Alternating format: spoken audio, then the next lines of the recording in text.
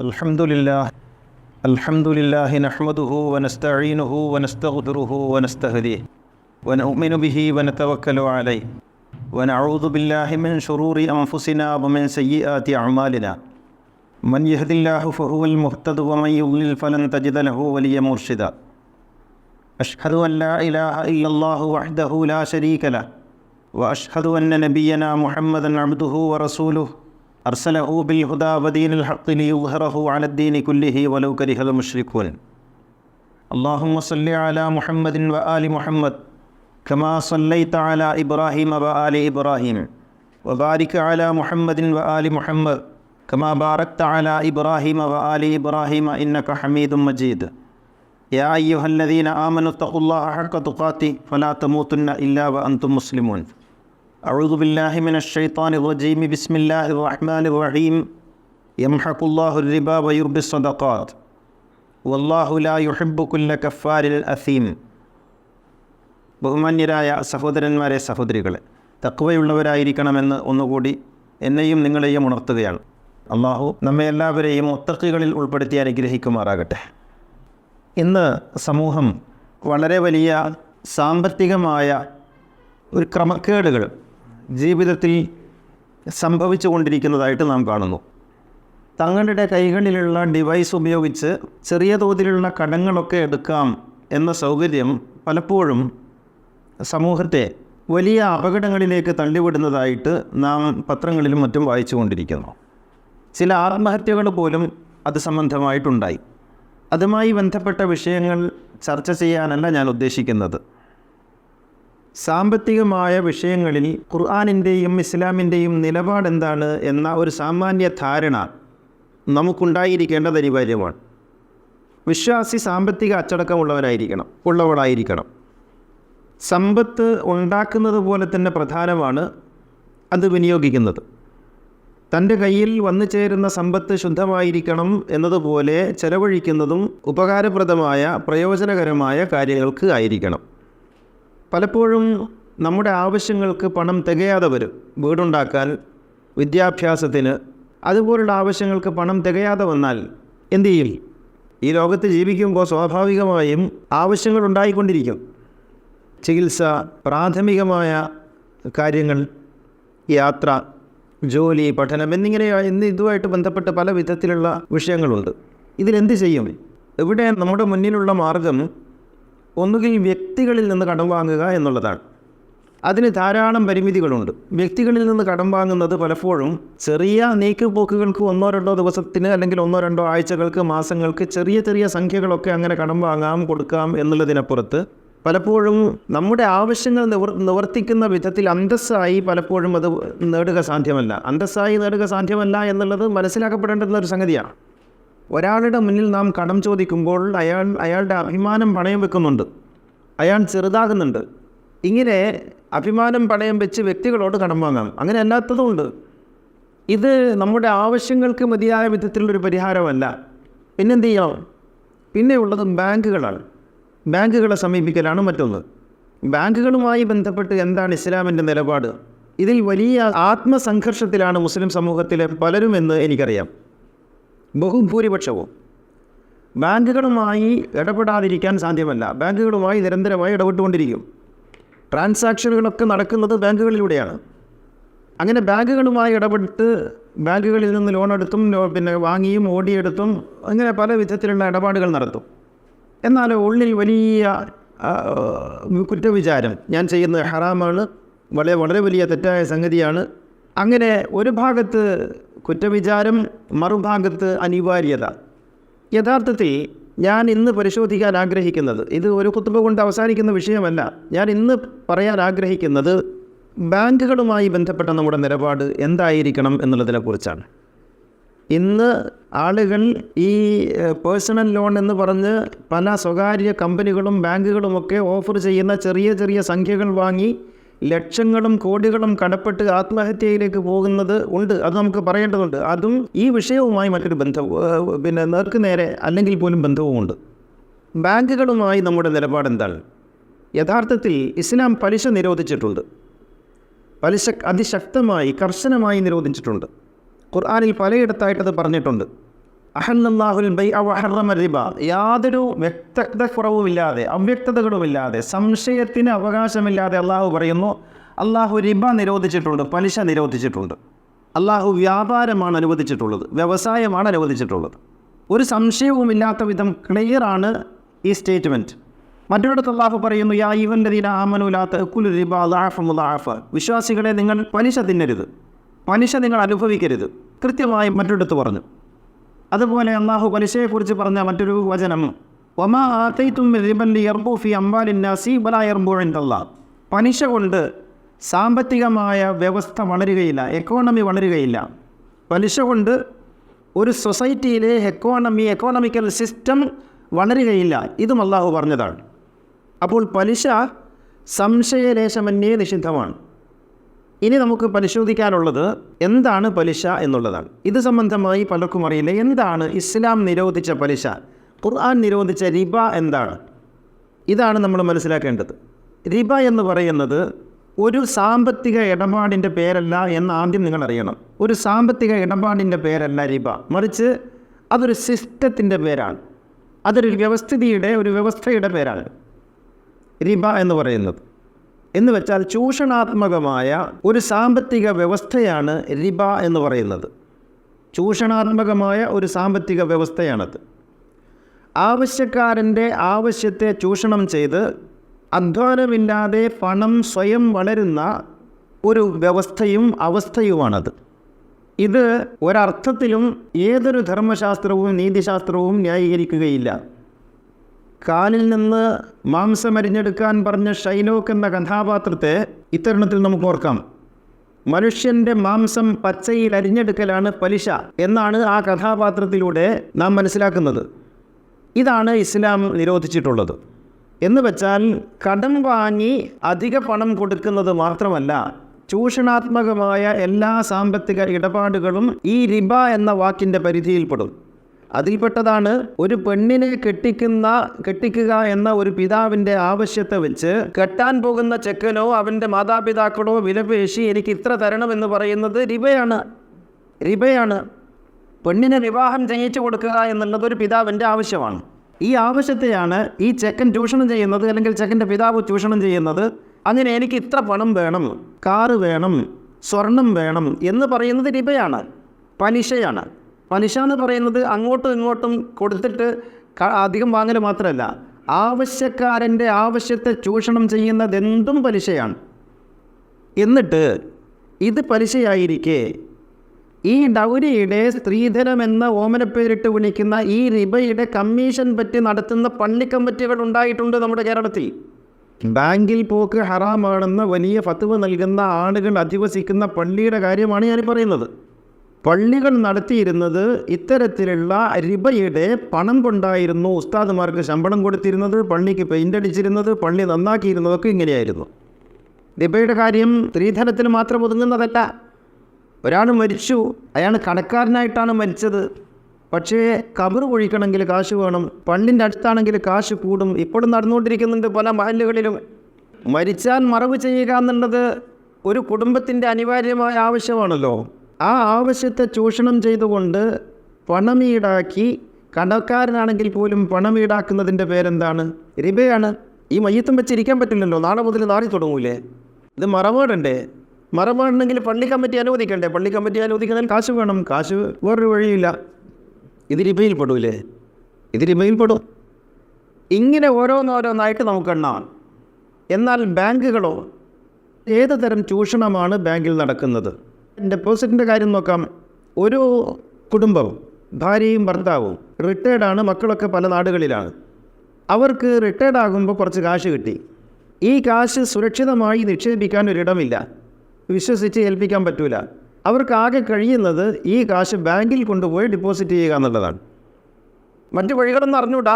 അറിയാമെങ്കിൽ തന്നെ പല വിധത്തിലുള്ള തട്ടിപ്പുകൾ നടക്കുന്ന കാലത്ത് അത് സുരക്ഷിതമല്ല, ഇവർക്ക് ജീവിച്ചു പോകണം. ഇങ്ങനെ ബാങ്കിൽ കൊണ്ടുപോയി നിക്ഷേപിച്ച് അതിന് കിട്ടുന്ന വേരിയേഷൻ, ആ വേരിയേഷൻ ഖുർആൻ നിരോധിച്ച റിബയിൽ പെടുമോ ഇല്ലേ? നിസ്സംശയം ഞാൻ പറയുന്നു, അത് റിബയല്ല. അത് ഖുർആൻ ഹറാമാക്കിയ പലിശയല്ല. അതിന് അറേബ്യൻ നാടുകളിലൊക്കെ ഫായിദ എന്നാണ് പറയുക. ഫായിദ എന്ന് പറഞ്ഞാൽ പ്രോഫിറ്റ് എന്നേ അർത്ഥമുള്ളൂ. അത് റിബയല്ല. കാരണം ഇവിടെ ബാങ്ക് ആവശ്യക്കാരനല്ല, കൊടുക്കുന്നയാൾ, നിക്ഷേപിക്കുന്നയാൾ അയാളുടെ പണം സുരക്ഷിതമായി ഇരിക്കുന്നതിന് വേണ്ടി ബാങ്കിനെ ഏൽപ്പിക്കുന്നു. ബാങ്ക് അത് ബിസിനസ് ചെയ്തിട്ട് അതിൽ നിന്ന് കിട്ടുന്ന ലാഭത്തിൻ്റെ ഒരു ചെറിയ വിഹിതം ഇവർക്ക് കൊടുക്കുന്നു. ഇത് ഹറാമാകുന്നത് എങ്ങനെയാണ്? എങ്കിൽ ഇതിനേക്കാൾ കൂടുതൽ ഹറാമാകണ്ടേ? നിങ്ങൾ വലിയ വലിയ ജ്വല്ലറികളിലൊക്കെ കൊണ്ടുപോയി 1 ലക്ഷം ഇട്ടിട്ട് 1000 തരാം 800 തരാം എന്ന് മാസത്തിൽ പറയുമ്പോൾ അതിൻ്റെ കൃത്യമായ പലിശ, അതേക്കുറിച്ചൊന്നും മിണ്ടുന്നില്ലല്ലോ. കാരണം മുതലാളിമാർ പിണങ്ങിയ പള്ളിക്കമ്പറ്റി പൂട്ടിപ്പോകേണ്ടി വരും. ഇത് ഏതെങ്കിലും ഒരു സാധു ബാങ്കിൽ കൊണ്ടുപോയിട്ടാൽ അവൻ്റെ കഴുത്തിന് പിടിക്കും. ബാങ്കിൽ നിന്ന് ലോൺ എടുക്കണ്ടേ? സാധാരണക്കാരൻ എന്ത് ചെയ്യും? അവന് വീട് വെക്കണമെങ്കിൽ ലോണ് വേണം, കാറ് വാങ്ങണമെങ്കിൽ ലോണ് വേണം, അവൻ്റെ കുട്ടികളെ പഠിപ്പിക്കണമെങ്കിൽ ലോണ് വേണം. നിങ്ങൾ പള്ളി കമ്മിറ്റി കൊടുക്കുമോ കാശ്? പലിശരഹിത നിധി എന്ന് പറഞ്ഞിട്ട് ഉണ്ടാക്കിയിട്ടുണ്ട്. എന്നിട്ട് എന്ത് ചെയ്യും? 5000 രൂപ കൊടുക്കും, 10000 രൂപ കൊടുക്കും. ഇതുകൊണ്ട് മനുഷ്യൻ്റെ ജീവിതം മുന്നോട്ട് പോവുമോ? കച്ചവടക്കാരൻ്റെ കച്ചവടം നടക്കണ്ടേ? അത് വിപുലപ്പെടുത്തണ്ടേ? അതിന് ബാങ്കിൽ നിന്ന് എടുത്തേ മതിയാവുള്ളൂ. ബാങ്കിൽ നിന്ന് എടുക്കുമ്പോൾ ബാങ്ക് വെറുതെ കൊടുക്കില്ല. ബാങ്ക് അവരുടെ ബിസിനസ്സിൻ്റെ ആനുപാതികമായി ഇവരിൽ നിന്ന് ഈടാക്കും. അത് കൊടുക്കേണ്ടി വരും. ഇത് ഖുർആൻ നിരോധിച്ച പലിശയാണെന്ന് പറയാൻ യാതൊരു നിവൃത്തിയില്ല. ജനങ്ങളെ പറഞ്ഞ് ഭയപ്പെടുത്തി, കാര്യമായി മനസ്സിലാക്കാതെ പറഞ്ഞ് ഭയപ്പെടുത്തി എല്ലാ സാധ്യതകളിൽ നിന്നും അകറ്റി നിർത്തുകയാണ് പൗരോഹിത്യം ചെയ്തിട്ടുള്ളത്. ഇത് ഞാൻ പറയുന്നത് മാത്രമല്ല, കൈറോയിലെ അസ്ഹർ യൂണിവേഴ്സിറ്റിയിലെ ഷെയ്ഖുൽ അസ്ഹറായിട്ടുള്ള പണ്ഡിതന്മാർ പലരും, 1 2 അല്ല, പലരും, നിങ്ങൾ യൂട്യൂബിൽ സെർച്ച് ചെയ്താൽ മതി, ബാങ്ക് പലിശയെക്കുറിച്ചുള്ള നിലപാട് വളരെ കൃത്യമായിട്ട് അവർ പറഞ്ഞിട്ടുണ്ട്. അത് പലിശയല്ല, അത് ഖുർആൻ നിരോധിച്ച റിബയല്ല, അത് ചൂഷണാത്മകമായ റിബയല്ല, അത് അനുവദനീയമായ പ്രോഫിറ്റാണ് എന്നവർ ഫത്വ നൽകിയിട്ടുണ്ട്. നമ്മൾ അകമ്പുരളികത്ത് എഴുതിയിട്ടുണ്ട്. ഇത് കൃത്യമായി മനസ്സിലാക്കപ്പെടേണ്ടതുണ്ട്. ഇത് മനസ്സിലാക്കാതെയാണ് പല സ്ത്രീകളും അവരുടെ മോതിരവുമായി, മാലയുമായി, വളയുമായി മൊത്തനൂറ്റിലേക്കും പിടിച്ചുപറി കേന്ദ്രങ്ങളിലേക്കും പോകുന്നത്. അത് ഹറാമാവില്ല. അതിനെക്കുറിച്ച് ഫത്വയില്ല. ബാങ്കിനെ കുറിച്ച് ഫത്വ. ഇരട്ടി വാങ്ങുന്ന പലിശ സ്ഥാപനങ്ങൾ, ബ്ലേഡ് സ്ഥാപനങ്ങൾ ബോർഡ് വെച്ച് കാത്തിരിക്കുന്നു. സ്വർണം വീട്ടിൽ വെച്ച് എന്തിനെന്നാണ് പരസ്യം. ആ സ്വർണവുമായിട്ട് ഇവർ അങ്ങോട്ട് പോകുന്നു. ഇപ്പോഴത്തെ ബാങ്കുണ്ട്, ബാങ്കിൽ പോകരുത്, ഹറാമാണ്. എന്നാലും മൊത്തമൂറ്റ് കേന്ദ്രങ്ങളിലേക്ക് പോകാം. ഇങ്ങനെയാണ് മനുഷ്യരെ അധർമ്മത്തിലേക്ക് തള്ളിവിടുന്ന ഫത്വകളാണ് പലപ്പോഴും പൗരോഹിത്യത്തിൻ്റെ ഭാഗത്തു നിന്നുണ്ടാകുന്നത്. ഞാൻ ഏതെങ്കിലും ബാങ്കിന് വേണ്ടി വക്കാലത്ത് പിടിക്കുകയല്ല. പക്ഷേ യാഥാർത്ഥ്യം മനസ്സിലാക്കണം. ഏത് പള്ളി കമ്മിറ്റിയാണ് ബാങ്കുമായി ബന്ധപ്പെടാത്തത്? ഏത് അറബി കോളേജുകളാണ് ബാങ്കുമായി ബന്ധപ്പെടാതെ ഇരിക്കുന്നത്? ഏത് മുസ്ലിം സംഘടനകളാണ് ബാങ്കുമായിട്ട് ബന്ധപ്പെടാതെ ഇരിക്കുന്നത്? സാധിക്കുമോ? ഗൾഫിൽ നിന്ന് വരുന്ന, വിദേശത്ത് നിന്ന് വരുന്ന പണങ്ങളൊക്കെ എങ്ങനെയാണ് വരുന്നത്? അതിൻ്റെ വേരിയേഷനൊക്കെ എന്താണ് ചെയ്യുന്നത്? എന്നിട്ട് പറയും ബാങ്കിൽ നിന്ന് പലിശ എടുത്തിട്ട് കക്കൂസ് ഉണ്ടാക്കാം. ഈ കക്കൂസ് എന്ന് പറയുന്നത് മനുഷ്യൻ്റെ വളരെ അനിവാര്യമായൊരു സംഗതിയല്ലേ? അത് വളരെ മോശപ്പെട്ടൊരു കാര്യമാണോ? കക്കൂസ് ഉപയോഗിക്കാമെങ്കിൽ കക്കൂസ് ഉപയോഗിക്കുന്ന വെള്ളം ഉപയോഗിക്കാമല്ലോ. ആ വെള്ളം തന്നെയല്ല പുറത്ത് കുടിക്കുന്നത്. എന്ത് തരം ഫത്വകളാണ് മൗലവിമാരെ, പുരോഹിതന്മാരെ നിങ്ങൾ കൊടുക്കുന്നത്? റോഡുണ്ടാക്കാം. ഈ റോഡിലൂടെ നമ്മളെന്താ ചെയ്യുന്നത്? റോഡുണ്ടാക്കാം, അത്രേ. പൊതു ആവശ്യങ്ങൾക്ക് വേണ്ടി ഉപയോഗിക്കാം. ഇങ്ങനെ മനുഷ്യരെ കൺഫ്യൂഷനിലാക്കുക, മനുഷ്യരെ സങ്കീർണതകളിലാക്കി തീർക്കുക.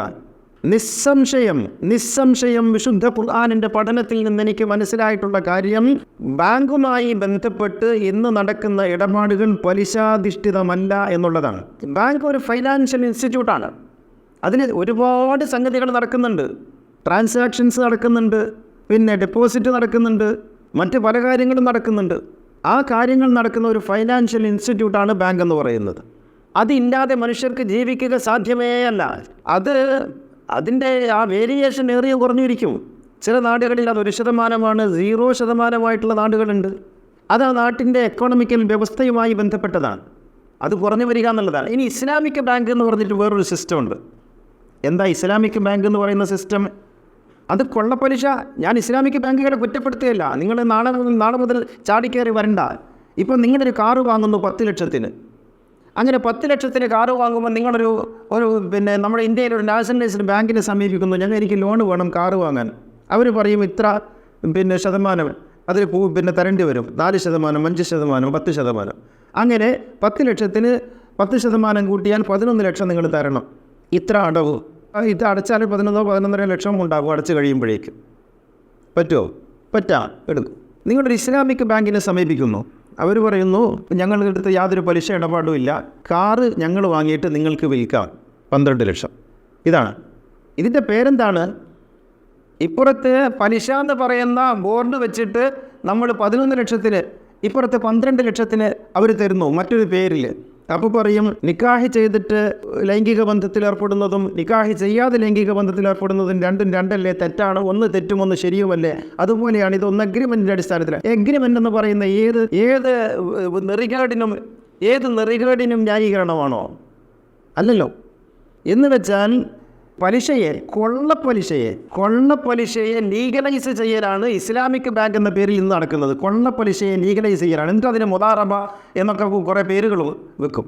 യഥാർത്ഥത്തിൽ നിലവിലുള്ള ബാങ്കുകളെ, പ്രത്യേകിച്ച് ഇന്ത്യയിലാണെങ്കിൽ നാഷണലൈസ്ഡ് ബാങ്കുകളെ അതിൻ്റെതായ ശരിയായ രീതിയിൽ ഉപയോഗപ്പെടുത്തുവാൻ സമൂഹത്തെ സജ്ജമാക്കുകയാണ് വേണ്ടത്. അതാണ് ആരോഗ്യകരമായ രീതി. ആവശ്യത്തിന് ലോൺ എടുക്കണം, മറ്റ് വഴികളില്ലെങ്കിൽ ബാങ്കിൽ ഡെപ്പോസിറ്റ് ചെയ്യാം. ബാങ്കിൽ ഡെപ്പോസിറ്റ് ചെയ്യുക എന്നുള്ളതൊരു എക്കോണമിക് വ്യവസ്ഥയിൽ നല്ല കാര്യമല്ല. കാരണം എപ്പോഴും അതിങ്ങനെ കറങ്ങിക്കൊണ്ടിരിക്കണം, റൊട്ടേറ്റ് ചെയ്യണം പണം. പക്ഷേ മറ്റൊരു മാർഗ്ഗവും ഇല്ലാത്ത കുടുംബങ്ങൾക്ക് വേറൊരു വഴിയില്ല. ഒരു വിധവയാണ് എന്ന് വെക്കുക, വിധവയാണ്, മക്കളൊന്നുമില്ല, അവരുടെ കയ്യിൽ 50 ലക്ഷം രൂപയുണ്ട്. ഇത് ആരെ വിശ്വസിച്ചേൽപ്പിക്കും? മഹല്ല് കമ്മിറ്റിക്കാരെ ഏൽപ്പിച്ചാൽ എന്തായിരിക്കും അവസ്ഥ? അങ്ങനെ ഏൽപ്പിക്കാൻ പറ്റിയ എത്ര മഹല്ല് കമ്മിറ്റികളുണ്ട്? അവർ കൊണ്ടുപോയി പോസ്റ്റ് ഓഫീസിൽ ഡെപ്പോസിറ്റ് ചെയ്യും, അല്ലെങ്കിൽ ഏതെങ്കിലും ബാങ്കിൽ ഡെപ്പോസിറ്റ് ചെയ്യും. ഫിക്സഡ് ഡെപ്പോസിറ്റ് ആയിരിക്കും. അതിൽ നിന്ന് കിട്ടുന്ന വേരിയേഷൻ കൊണ്ട് അവർ ജീവിച്ചു പോകും. ഇതിൽ പടച്ചോൻ ശിക്ഷിക്കാൻ എന്ത് ന്യായമാണുള്ളത്? അതല്ല, പണ്ട് ആത്മഹത്യ ചെയ്തു എന്ന് പറയപ്പെടുന്ന ആ കേന്ദ്രത്തിൽ കൊണ്ടുപോയി ഇടണോ? എന്നിട്ട് ഈ പണം നഷ്ടപ്പെടുത്തണോ? അതല്ല, ദിനം പ്രതി മുടച്ചു വരുന്ന ഏതെങ്കിലും ഒരു സ്ഥാപനത്തിൽ കൊണ്ടുപോയിട്ടിട്ട് നഷ്ടപ്പെടുത്തണോ? തട്ടിപ്പിന് സ്വയം തലവെച്ച് കൊടുക്കണോ? എന്താണ് വഴി? ഇസ്ലാം പ്രായോഗികമാണല്ലോ. പ്രായോഗികമായതല്ലേ അന്ന് കൽപ്പിക്കുള്ളൂ. എങ്കിൽ ഇവിടെ ഈ സ്ത്രീ എന്ത് ചെയ്യണം? ഒരു വഴി പറയാൻ സാധിക്കുന്നില്ലെങ്കിൽ ഇസ്ലാമിൻ്റെ ശരിയായ മാർഗം എന്തെന്ന് പഠിക്കണം. അപ്പോൾ ബാങ്കുകളെന്ന് പറയുന്നത് കള്ള് ഷാപ്പ് പോലെ ഹറാമായ കേന്ദ്രങ്ങളാണെന്ന് പറയരുത്. അത് മനുഷ്യൻ ഇടപെടുന്ന ഒരു ധനകാര്യ സ്ഥാപനമാണ്. കൊള്ളപ്പലിശ കേന്ദ്രങ്ങളിൽ നിന്ന് മനുഷ്യരെ മടക്കി വിളിക്കണമെങ്കിൽ ബാങ്കുകളെ സമീപിക്കാൻ മനുഷ്യരെ പ്രേരിപ്പിക്കണം. എന്തുകൊണ്ടാണ് പേഴ്സണൽ ലോൺ കേന്ദ്രങ്ങളിലേക്ക്, മൊത്തമൂറ്റ് കേന്ദ്രങ്ങളിലേക്ക്, കൊള്ളപ്പലിശ കേന്ദ്രങ്ങളിലേക്ക്, ബ്ലേഡ് സ്ഥാപനങ്ങളിലേക്ക്, വീട്ടുപടിക്കൽ മോട്ടോർ ബൈക്കിൽ വരുന്ന പലിശക്കാരുടെ അരികിലേക്ക് എന്തുകൊണ്ടാണ് ആളുകൾ പോകുന്നതെന്ന് ചോദിച്ചാൽ, ഈ പൗരോഹിത്യം പേടിപ്പിച്ച് വച്ചിരിക്കുന്നു. ഉമ്മയെ വ്യഭിചരിക്കുന്നതിന് തുല്യമാണ് ബാങ്കിൽ പോകുന്നതെന്ന്. അതുകൊണ്ട് വേറെ വഴിയൊന്നുമില്ല. മനുഷ്യന് പ്രായോഗികമായി ജീവിക്കാൻ അനുവദിക്കണം, ഈ ലോകത്ത് ജീവിക്കാൻ അനുവദിക്കണം. ഒരു വ്യവസ്ഥയും പകരമില്ല. എന്നിട്ട് പറയും ഞങ്ങളുടെ അടുത്ത് മഹല്ലിൽ പലിശരഹിത ബാങ്കുണ്ട്. പറയുന്നത് കേട്ടാൽ വിചാരിക്കും ഇവർ വലിയ റിസർവ് ബാങ്ക് പോലുള്ള എന്തോ ഒരു സംവിധാനമാണെന്ന്. 50,000 രൂപയും വെച്ച അയൽപ്പ്, അത് 10 ആൾക്ക് കൊടുക്കണം, 5,000 വെച്ചിട്ട്. നല്ല കാര്യം തന്നെ. പക്ഷേ അതാണോ ജനങ്ങളുടെ ആവശ്യം? അതാണോ ഇവിടെ പൂർത്തീകരിക്കേണ്ടത്? അപ്പോൾ ഈ രീതിയിൽ പ്രായോഗികമായി മനുഷ്യരെ ജീവിക്കാൻ അനുവദിക്കുന്ന അവസ്ഥയിലേക്ക് കാര്യങ്ങൾ ലളിതമാക്കി കൊടുക്കുക എന്നുള്ളതാണ് ഇസ്ലാമിൻ്റെ അടിസ്ഥാനം. ഖുർആൻ റിബ നിരോധിച്ചിട്ടുണ്ട്, പലിശ നിരോധിച്ചിട്ടുണ്ട്. അത് ബാങ്കിൽ നിന്ന് കിട്ടുന്ന വേരിയേഷൻ അല്ല, ചൂഷണാധിഷ്ഠിതമായ പലിശയാണ്. അത് സ്ത്രീധനമാണ്. അത് ഇവിടെയുള്ള ബ്ലേഡ് സ്ഥാപനങ്ങളിലൂടെ നടന്നുകൊണ്ടിരിക്കുന്നതാണ്, മൊത്തമൂറ്റ് സ്ഥാപനങ്ങളിലൂടെ നടന്നുകൊണ്ടിരിക്കുന്നതാണ്. അതുപോലെ നമ്മുടെ മൊബൈൽ ഫോണിൽ വരുന്ന ചെറിയ ചെറിയ വാലറ്റുകളിലൂടെ നടന്നുകൊണ്ടിരിക്കുന്നതാണ്. അതിലേക്ക് മനുഷ്യർ പെടരുത്, അതിലേക്ക് പോകരുത്, ആ പലിശ വ്യവസ്ഥയിൽ അകപ്പെടരുത്. അങ്ങനെ സംഭവിച്ചാൽ ഈ ഒരു സമൂഹത്തിൻ്റെ നാശമായിരിക്കും. അതാണ് അള്ളാഹു പറഞ്ഞത്, യംഹഖുല്ലാഹു റിബാ വയുർബിസ് സദഖാത്ത്. അള്ളാഹു പലിശയെ മുച്ചൂടുമില്ലാതാക്കി കളയും. ഒരു സമൂഹത്തെ, ഒരു പലിശ ഒരു സമൂഹത്തെ മുച്ചൂടുമില്ലാതാക്കി കളയും, നശിപ്പിച്ച് കളയും. ഒരു സമൂഹത്തെ വളർത്തുന്നത് സദഖാ വ്യവസ്ഥിതിയാണ്, കച്ചവട വ്യവസ്ഥിതിയാണ്. എന്ന് വെച്ചാൽ കച്ചവടം എന്ന് പറയുന്നത് ഒരു ഉൽപ്പന്നവുമായി ബന്ധപ്പെട്ട ക്രയവിക്രയമാണ്. അതിലൂടെ ഒരുപാട് ആളുകൾ വളരുന്നുണ്ട്. ഞാനൊരു അരികച്ചവടക്കാരനാണെങ്കിൽ എനിക്ക് തരുന്ന സൂപ്പർ സ്റ്റോക്കിസ്റ്റ്, അയാൾക്ക് കൊടുക്കുന്ന കമ്പനി, ആ കമ്പനിയിലേക്ക് എത്തിക്കുന്ന ഇടനിലക്കാരൻ, ആ ഇടനിലക്കാരന് കൊടുക്കുന്ന കർഷകൻ, ആ കർഷകനുമായി ബന്ധപ്പെട്ടുള്ള ആളുകൾ, ഇങ്ങനെ ആയിരക്കണക്കിന് ആളുകൾ ജീവിക്കുന്നുണ്ട് ഞാനൊരു കച്ചവടം ചെയ്യുന്നതിലൂടെ. എന്ന് വെച്ചാൽ ഒരു കച്ചവടം എന്ന് പറയുന്നത് ഒരുപാട് ആളുകളെ വളർത്തുന്ന ഒരു പദ്ധതിയാണ്. പലിശയോ ഞാൻ മാത്രമേ വളരുള്ളൂ, പലിശയിൽ ഞാൻ മാത്രമാണ് വളരുന്നത്. ഞാനൊരു 1000 രൂപ ഒരാൾക്ക് കൊടുക്കുന്നു, 1100 വാങ്ങുന്നു, ആർക്കും ഒരു വളർച്ച സംഭവിക്കുന്നില്ല. അതുകൊണ്ടാണ് അള്ളാഹു കച്ചവടം എന്ന് പറയുന്നത് ഒരു സമൂഹത്തെ ആകമാനം ചലിപ്പിക്കുന്ന, ഒരു സമൂഹത്തെ ആകമാനം ഊർജ്ജസ്വലരാക്കുന്ന ഒരു ഇടപാടിൻ്റെ പേരാണ്. അത് തന്നെയാണ് സദഖയിലും സംഭവിക്കുന്നത്. എന്നാൽ ഈ ബാങ്ക് എന്ന് പറയുന്നത് ഇതുമായി ബന്ധപ്പെട്ട് ഒന്നും ബന്ധപ്പെടുത്താൻ കഴിയാത്ത മറ്റൊരു ധനകാര്യ സ്ഥാപനമാണ്. അവിടെ മനുഷ്യരുടെ ഇടപാടുകൾക്ക് ഒരു കേന്ദ്രമായി ഇടനിലക്കാരനായിട്ട് നിൽക്കുന്നു. മനുഷ്യർക്ക് ആവശ്യമുള്ളവരുടെ ഡെപ്പോസിറ്റുകൾ സ്വീകരിക്കുന്നു, ആവശ്യമുള്ളവർക്ക് പണം കൊടുക്കുന്നു. അതിൻ്റെ വേരിയേഷൻ ഇതിലൂടെ കറങ്ങിക്കൊണ്ടിരിക്കുന്നു. ഇത് ഇസ്ലാം നിരോധിച്ച റിബയുമായി ബന്ധപ്പെടുത്തി പറയാൻ സാധ്യമല്ല. ഇത് കേൾക്കുമ്പോഴേക്കും ഹാലിളകി മറുപടി പറയാൻ വേണ്ട. ആഴത്തിലിരുന്ന് ആലോചിക്കൂ, നിങ്ങളും നിങ്ങളുടെ സംഘടനകളുമൊക്കെ എങ്ങനെയാണ് ബാങ്കുകളെ കൈകാര്യം ചെയ്യുന്നതെന്ന്. എന്നിട്ട് നമുക്ക് മറുപടി പറയാം. അള്ളാഹു അനുഗ്രഹിക്കട്ടെ. അഖൂലു ഖൗലി ഹാദാ വഅസ്തഗ്ഫിറുല്ലാഹൽ അലീം ലി വലക്കും വഅസ്തഗ്ഫിഹി അന്നി വഅൻകും വഅൻ ജമീഇൽ മുസ്ലിമീന വൽ മുഅ്മിനീന അജ്മഈന ഫസ്തഗ്ഫിറുഹു ഇന്നഹു ഹുവൽ ഗഫൂറുർ റഹീം.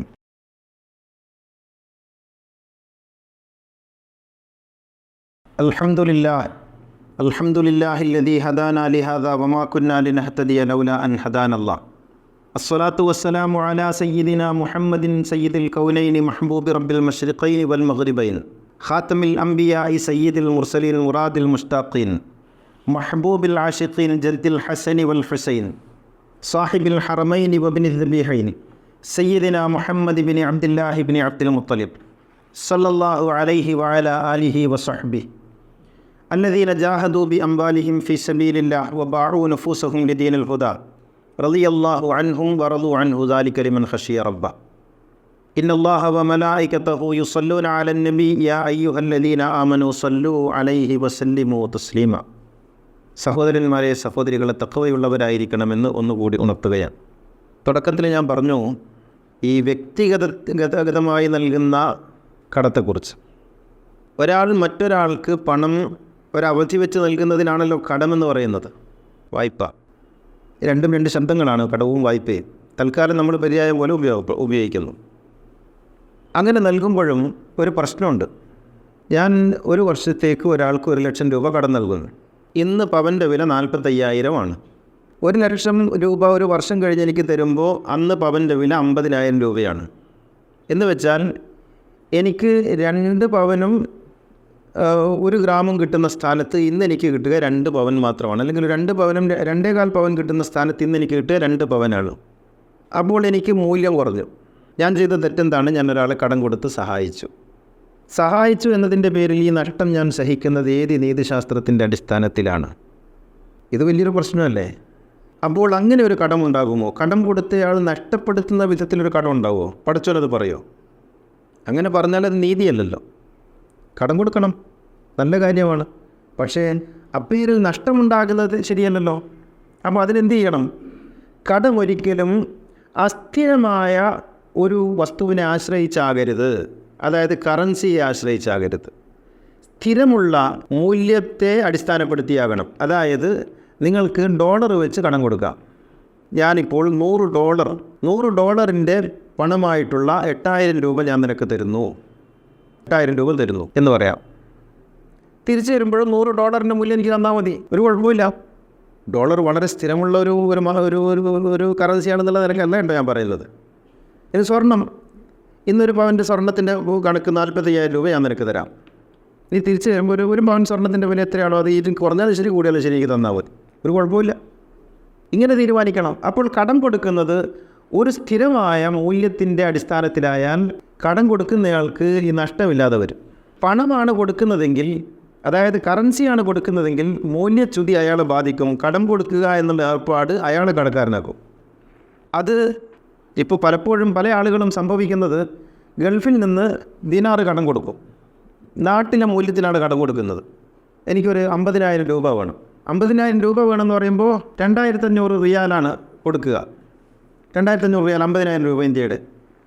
അങ്ങനെ 1-2 കൊല്ലം കഴിഞ്ഞ് നാട്ടിൽ വന്ന്, അല്ല എനിക്ക് ആ പണം കിട്ടിയില്ലോ, 50,000 ഞാൻ തരാം, 50,000 കൊടുത്തു. അപ്പോൾ ഈ ഇന്ന് 2,000 ദിർഹമിൻ്റെ ദിനാറിൻ്റെ വില എത്രയാണ്?